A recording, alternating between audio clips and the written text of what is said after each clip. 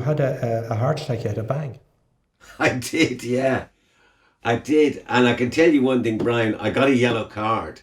I was cycling in Spain with a very good friend of mine who had brought me into this whole cycling genre. I couldn't get up the hill. I said to Jim, I begin to sweat here. And anyhow, long story short, I had a heart attack.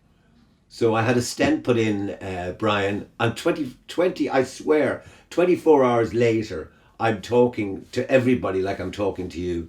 Wow. I was like Lazarus, really. I was very lucky. I got a fright because, Go on.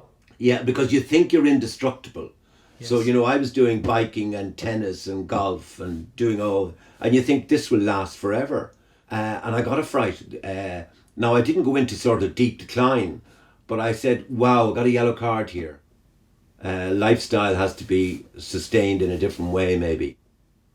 When that happened to you, Dave, in those 24 hours, did you at any stage kind of do the checklist, well, if this is it, or if this, is there anything that I regret that I haven't done, or did that change in any way your perspective about the time you'd left?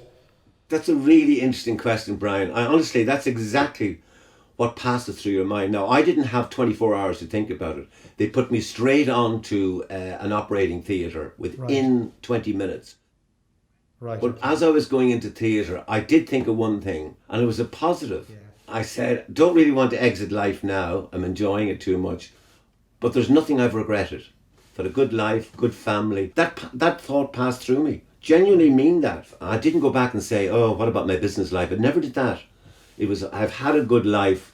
I've had a good marriage. I've had good kids and lovely grandkids. So that all flashed through my mind. It does show you that, yes, all the career stuff matters, but behind it, there's a whole deeper reality.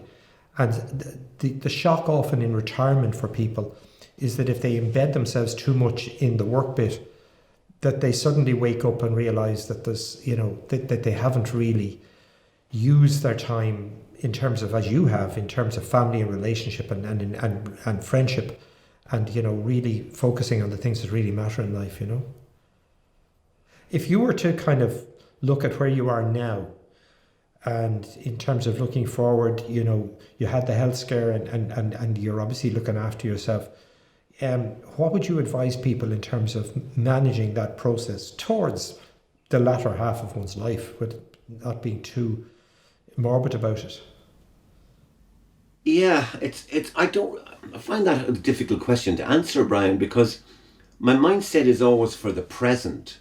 It's always on the present. Yes. You do plan forward in terms of pre-COVID, you were going on trips or holidays.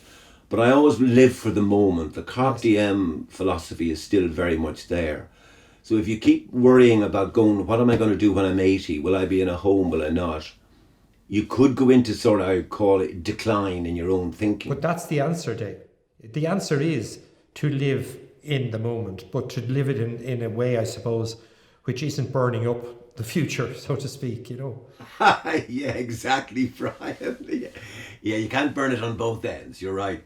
But you must live for the moment, and I keep saying that to people. Well, listen, good luck, Dave, and good health. Thank you very much indeed, Brian. Thank you.